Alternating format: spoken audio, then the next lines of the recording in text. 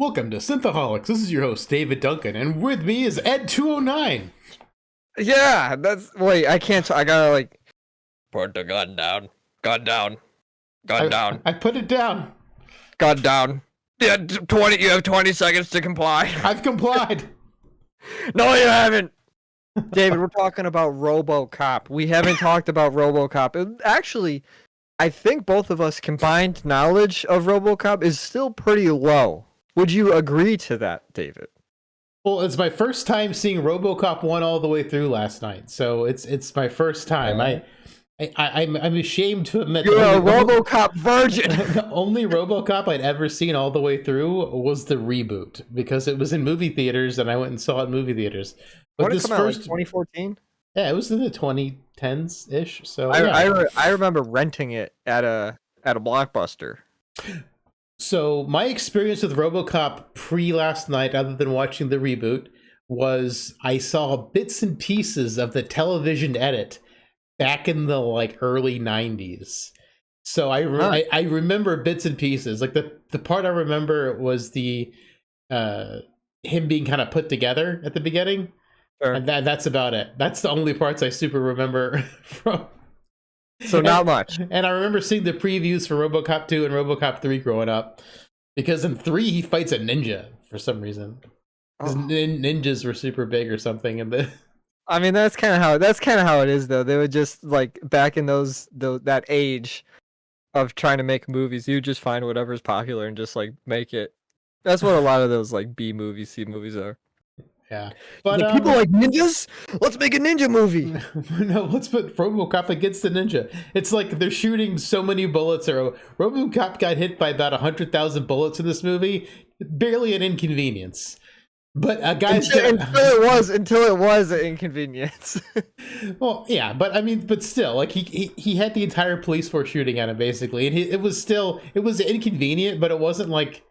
I wonder what type of metal he was made out of. It was titanium with some Kevlar something. Yeah, outer part. That's what. Listen, did you watch the movie? Did you absorb the lore? It's titanium and Kevlar. They're lying to us, dude. Because there's no way if you got those types of guns shooting at you, wouldn't it leave holes in it?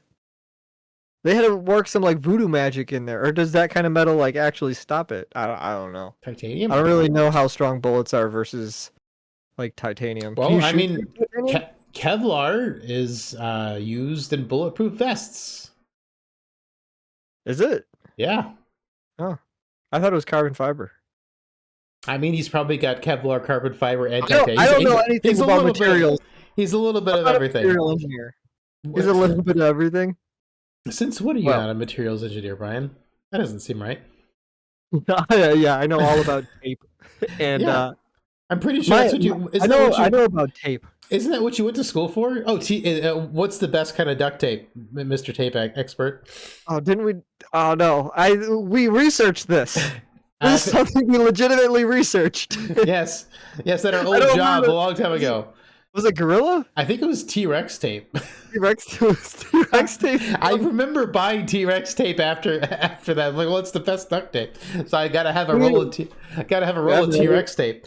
We took the time to find out what the best duct tape was. We watched an hour-long YouTube video on the merits of duct tape. Just duct tape. So, well, Dave, getting back to RoboCop, what would you give the RoboCop, the original RoboCop movie score? David, RoboCop. I would give it a 6.5. Well, it was entertaining. The story and plot was kind of lacking, but that's not why you see this movie. You're not seeing this movie for the plot. I'm more of a plot guy sometimes. So this movie was just kind of fun. You just watch it. You just kind of hang out. It's not something you have to super pay attention to, and I appreciate that. But the points I gotta take off are because it didn't have much of a plot, and it was the bad guys were just bad guys to cause mayhem. There wasn't there was no reason for what they were doing. They were just we need a plot. Let's just get a bunch of bad guys and then have them do mayhem so RoboCop has something to do. And then at the end, they're just the main bad guy that you said the name of earlier that from that 70s show. He's just kind of all of a sudden high up in the police force. Is that it is what it is, Yeah, David. well, so I'm gonna give this movie a solid 8. I really enjoyed this movie, getting to watch it all the way through. I really I really like how just random the movie was. Like the in-universe commercials and TV ads Yeah, yeah. were just something else. I love that the car was called the SUX 6000 or 3000 or whatever it is. It sucks 6000. It's just like, oh man, it's kind of funny. Like they had the T-Rex Well, in the it's a commercial. super fun movie. It's a fun movie. I understand why people like it and why there's so many of them. It's a fun movie. It's legitimately funny at some points, which is like kind of refreshing. Like But, it knows it's like kind of a satirical kind of joking around. That's what it oh, feels like. It knows what it's doing. You know? absolutely. Yeah, Paul Verhoeven, he does some incredible work and some less incredible work. And I think we're going to be doing some more Paul Verhoeven coming up here in the future for future podcast topics. Oh gosh. Brian is so excited. Brian is so excited because he knows what's the horrible things that are coming. Yay. Yeah, RoboCop. I'm glad I like this one more than the remake. I haven't seen any of the other RoboCop movies, but I enjoyed this one more than I enjoyed the reboot that was in the early 2010s or whenever that one came out. That one felt like it was more serious. Yeah, the reboot was kind of like a 6 for me. Like it was like, it's there. It wasn't that. I mean, that it one was pretty. I mean, serious. it looked pretty because the modern special effects. Yeah, but there's more of how Kaylee something just looks is kind of like low, you know. So my wife Kaylee, she just legitimately laughed when Ed 209 came on. She's like, "It looks so bad." I'm like, "It's the '80s. It's fantastic. This is peak for '80s." And yeah, this is probably my favorite part is with that guy. He's a practical stop motion effect. Granted, like I think part of why he looks bad is I don't think he's at the same frame rate as like the film. Because the movies are shot in 24 frames. He is less than 24 frames a second, and it shows in how jerky he is when he moves. Yeah. Yeah, he definitely is. Or like they animated on 2s and they just like use the same 2 frames for each 24, so it looks weird. I mean, either way, that guy was entertaining. I enjoy it. That's definitely my favorite part of the movie. I love how RoboCop accidentally found out how stairs are his weakness.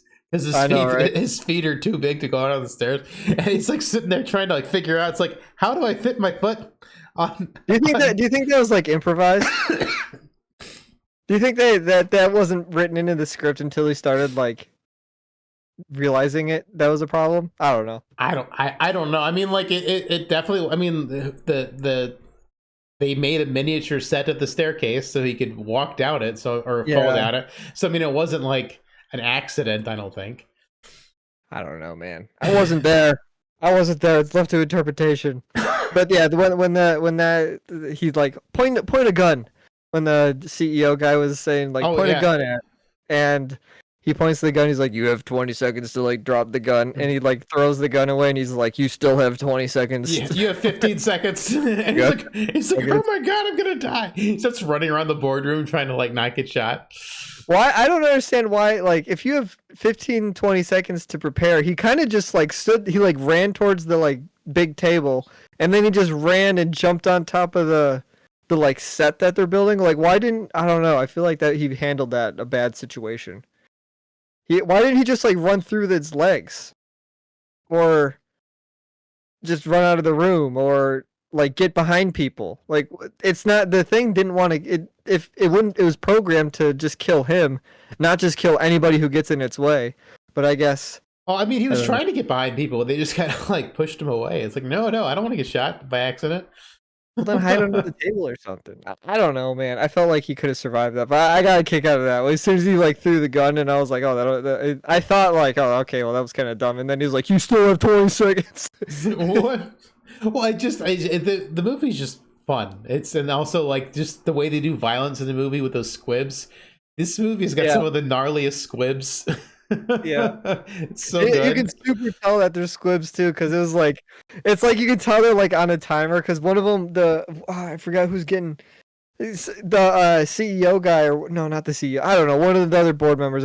Here we go with names, but Bob, the guy who gets killed right when he was sniffing coke off at the end where he's like, he gets one shot in the back right, then the back left, then the bottom. It's like it was like on a timer. It was like boop boop boop. Yeah.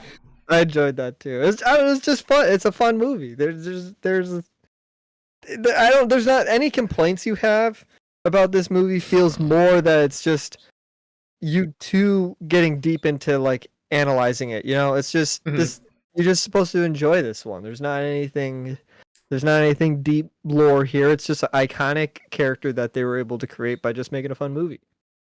Yeah, it's a little bit sad that the reboot just wasn't very good because I mean it was nice to see like updated special effects, but then like he kind of didn't even really look like RoboCop. He was like all in black or like instead of like the iconic silver. I don't know. Well, they made it like dark and gritty and serious. Yeah, my Deep Rock Galactic character looks more like RoboCop than the new RoboCop movie. Yeah. True. That's true. Or like the big, I always got a kick out of the big like spiky thing because now, but I mean maybe back in like the 80s when this came out and you could see like the RoboCop he like to like get data or like extract data from like a computer or put data into a computer. He just had like this giant like pointy spike. His data rod, his basically middle finger data rod, and he just like sticks it into things. And it's funny that like. That's not how it would work at all, but I got a kick out of he just like gets this like stabbing thing out and everything he needs information from just has like a built-in like stabber just for him. Yeah, he just had like he would kill people. It was many purposes. That stabber thing had many purposes. You could kill people with it. You could transfer data with it. Man, it was great. Like, what the data speeds were? It had to be pretty quick. I'm guessing so. I mean, it was a neat idea. Multi-purpose. It's R2D2, but like simpler. Yes, because R2D2 would just kind of like stick his little thing in there and just twist. R2D2s were more like dick shaped. This was just a full on spike. This is just a rod. A pointy rod, good for severing arteries and transferring data. Exactly. He had the artery the transfer rod. Oh man, I got a kick out of that. He brought that I think twice in the movie. He used it. One to find like the villain, the other one to not find the other one to kill the villain. Yes, he killed the villain and found the villain with the same member. Yes, the data rod. So David, what was your favorite part of the movie? I said that mine was this guy behind me. Did you have anything particular stand out to you? I think personally the ending was probably one of the parts I laughed at the hardest. Is like, he's got the secret directive. So he's like, his first 3 prime directives are basically just police stuff, like upholding the law. But then his secret prime directive was to he since he's a product and he can't turn against his makers, he can't report or arrest or hurt any of like the people that are above him in the chain of command at OCP. Yep. So basically he's the second in command at this OCP, and he takes the actual CEO hostage, and then the CEO goes, "You're fired," and then RoboCop just shoots him. Like, that was so amazing. It's just like, oh, direct to 4 doesn't matter anymore. That was fast. No paperwork required. You're fired. Bam, bam, bam, bam, bam. And then out the window. Man, that was good. That was probably my favorite thing. I thought that was pretty funny. I also liked when Ed 209 falls down the stairs. That was pretty great. Also, when RoboCop takes one of those military grade like explosive round guns and just kills Ed 209, the little smile he has once Ed 209's dead is just great. It's just like, it's like barely there, but you can tell it's there, and it's like a little smirk, and it's like pretty great that like RoboCop like is when like Godzilla smiled in the Godzilla vs Kong movie. Yeah, it was a little smirk. Mm-hmm. I liked when they were killing. Oh man, what's the '70s show guy name? Kurtwood Smith is his real name. What's his? Boddicker. Boddicker is his when RoboCop's fighting him, and they're in like they're in like a junkyard and there's water on the ground. I like that like one of his like cronies just like has like a random bucket of just metal. There's no reason why it would have just like, here's an I-beam, here's just scrap. It's just like, it doesn't make any, it's just there just to be there for fun. There's no no purpose behind it, and they just take and he drops just random metal things onto him. I thought that was funny. Yeah, so that's pretty good. It's just the movie's just so random. Like, it's speaking of like the ending sequence, like back in the 90s, like toxic waste was just like the thing. Like no one talks about toxic waste anymore, but back in the day, back in the 80s and 90s, toxic waste was like the best thing in the world. So one of the guys just runs into a thing of toxic waste and immediately just gets deformed, is all melting and just like waddling around trying to like help me. And then he just gets like melted by just getting destroyed by a car, driven by Boddicker. Man, it was just how long did you? There's something about like those like 80s and early 90s effects where it just felt more like yucky to like look at than what it does now. I don't know why it always, like, if you see a monster movie from like the 80s or whatnot, and they show the monster, he's got like this like gleam. They always got like a gleam on him. They always, I don't know, maybe it's because it's practical. It looks like more like you can tell it's faker, but it makes me feel more like ew, you know? I don't know. There's something about the makeup effects for sure from that time, because sometimes they were super cheap and fake looking, but sometimes they were just outstanding, and this was one of the outstanding ones. He looked really gross and like and convincing enough. I'm like, yeah, that's what I'm saying. Like if they take that kind of thing now and it's just like a CG thing, and they'll just make them like look yucky, and it's kind of like that. What's that effect where the Uncanny Valley? Yeah, the Uncanny Valley. You can kind of tell it's fake, and you get that Uncanny Valley feeling. But for this, it feels like the Uncanny Valley thing's not going off as hard when you're seeing like this deformed guy back in like the 80s. I don't know why that is, but that's how I feel when I'm seeing. Well, because it's practical, because it's actually there and it's actually in front of the camera. Yeah. But CG's getting better. I mean, like, I recently watched one of the Corridor Crew things where they were showing some stuff from Deadpool and Wolverine, how this lady was putting her hand through this guy's face and her fingers were popping out his eyes and his nose and stuff. That looked super good. So I mean, CG is getting there. We're finally getting there. Was it uncomfortable to look at? I mean, it was pretty good. Like it was pretty seamless. Like it was. I mean, she's sticking her hand through his head and like sticking her fingers out his nose. I mean, it's pretty gnarly looking. Okay. So you're saying we're catching up to where we were in the 80s. We're finally, computer graphics are finally getting close to that, because there's still been the Uncanny Valley with Tarkin and Rogue One and Leia and Rogue One. Like we weren't 100% there a couple years ago, but we're closing in. We're closing in. But I mean, like, you know, CG also just depends on like, is the place given enough time to do it? That's also true. Because I mean, true. Avatar and Avatar 2 both look amazing. I mean, they're not good movies, but they look amazing. Whoa, shots fired! RoboCop! Oh my gosh! RoboCop, get him! Those are the greatest pieces of media that have ever graced this big blue-green earth. Okay. Ed 209's like, put down your opinion. Put down your opinion. My opinion is down. It is better. It is not down. It's like it reverts to like the Wheel of Time thing, where you truly have to believe that that Avatar 2 is a good movie, or else you'll get killed. Yeah, pretty much. You can't fool anybody. So yeah, I mean, RoboCop. It's not a deep plot. You really just watch RoboCop because it's a fun movie. Hey, if you're going in for any other reason, you're going to be highly disappointed. The movie's called RoboCop. You should not go into this expecting a deep film. If it was Robo Detective, maybe. Yes, but maybe detective. Detective word is more of a popular word nowadays. Detective gives an air of like superiority and like, oh, maybe this could be a deep story, like a mystery or something. No, he's a cop. He stops basic crimes. Yeah, he doesn't do anything all that like. I mean, it doesn't like a terrible. He's not even really a good cop. He just kind of like goes around and just. He's like, there is crime here.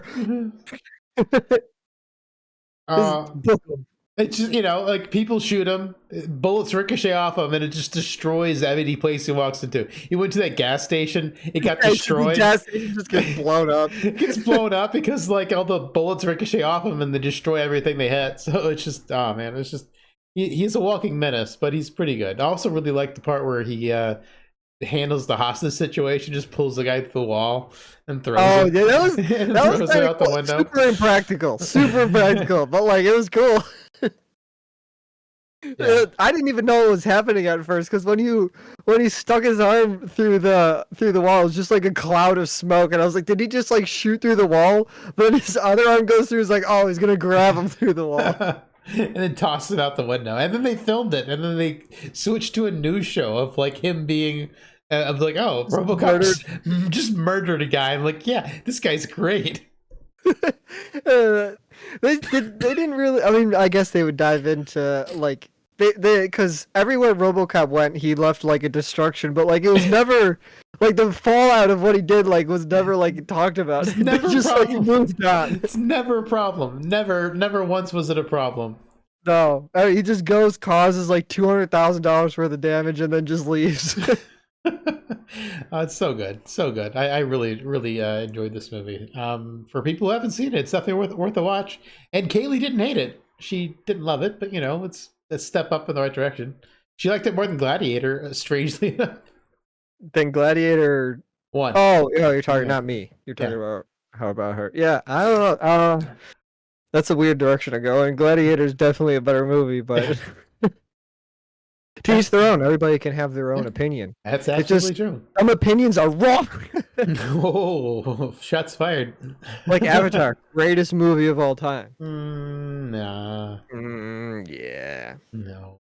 So yeah, I mean, if you haven't seen RoboCop at this point, I don't know. I don't know what to tell you, but like, I think you should watch it if you want to just like kind of like hang out and not have to be super invested into something. Just kind of like, yeah, you can.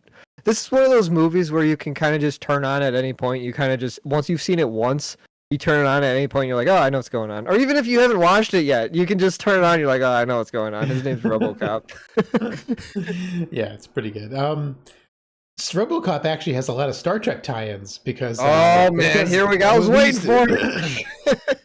Used to be a Star Trek podcast, so I got to point out like all the great Star Trek crossovers that this movie has. Peter Weller, RoboCop himself, has been in Star Trek several times. He was in a 2-part series on Enterprise as a villain. I don't remember the character's name, and then he was Admiral Marcus in Star Trek Into Darkness. And then Kurtwood Smith, our bad guy, he played the president. In one of the Star Trek movies, he played some guy in Year of Hell Part 1 and 2 and on Voyager, where he was changing time to try to bring his wife back to life. So he's been in Star Trek a couple times. Also, we got excuse me, Ray Wise, also one of Bodeker's cronies. He was also in an episode of Voyager. So I mean, we've got some Star Trek tie-ins, and then also. The guy Dick, he was Admiral Jellicoe, and also a 2-parter. A lot of these guys were in 2-parters of Star Trek episodes. Hey, this is what this podcast has been this whole year. Just 2. Lots of Synthaholics 2, and we've been talking about things that are 2. Season 2, part 2, second part of the movie. Is how it's been this whole year. And all of these people were in pretty much were in 2-parters. So it was like this movie had a lot of Star Trek crossover as far as the actors go. I'm like, wow, a lot of Star Trek people in this. Well, it's kind of just this is back in that time frame. There wasn't a bunch of actors to just like pull from, and if you were in like one sci-fi movie or any movie that's adjacent to that, you kind of just got like pulled into like, okay, you're a sci-fi guy now. That's kind of how it was. It felt like there wasn't like a 1,000 billion actors like there are nowadays. It could be, yeah. I mean, either way, though, that's kind of cool. But yeah, that was RoboCop. I really enjoyed it. If you haven't seen it, go see it. If you have seen it and enjoy it, watch it again. Again and again and again and again is your now prime directive to just watch RoboCop over and over and over again. That's your secret directive. Your classified directive. The secret that I was wondering why they were like hiding I was wondering why they were hiding the Prime Directive 4 or whatever. It was secret at the It beginning. was a- At the beginning of the movie, they show all four, but like they specifically make a point to not show you what the fourth one is. It's classified. And my first thought was like, if we see the fourth one, it's going to ruin the entire movie. And if it is true, if you would have saw what that Prime Directive 4 was, it would have ruined the whole movie. It would have been a spoiler inside the film. Yeah, it's a spoiler for the audience, not RoboCop. It shouldn't have been a spoiler to RoboCop because he would have known it day one, or did he not know until he needed to like? He didn't know it because he started shutting down. Oh, he got like activated. He got that's true. I didn't know if it was just he got like activated. Oh, it was classified to him because it showed up because that's his point of view. Yeah, but like how? Never mind. I'm gonna start analyzing it. It doesn't really make sense, but that's the point. Yep. Well, I mean, he had his memories wiped too, and he remembered who he was eventually. So, So nothing matters. it didn't take. And that's the point of the movie. So go watch RoboCop. Nothing matters. Nothing matters. It's just dumb fun, which is fantastic. Yeah, dumb fun. That's kind of fun. So yeah, that's RoboCop. Email David at Synthaholics@yahoo.com about your thoughts about what RoboCop is. Or always leave comments down in the description. And also No comments. No, just RoboCop. RoboCop. Just RoboCop. Just add 209 comments. Yes, that's all we need. Just make all the comments just RoboCop quotes. Absolutely. There's just like 800 comments of it's just like every word RoboCop said in the movie. Yeah, he didn't really talk very much, so I guess there'd only be a couple comments. And he said a lot of the same things he said when he was alive as Murphy too. So I mean, it's the same guy. It's the same guy. It's true. All right, guys. I've been David. I've been RoboCop. And we'll see you next time on Synthaholics. Prime Directive.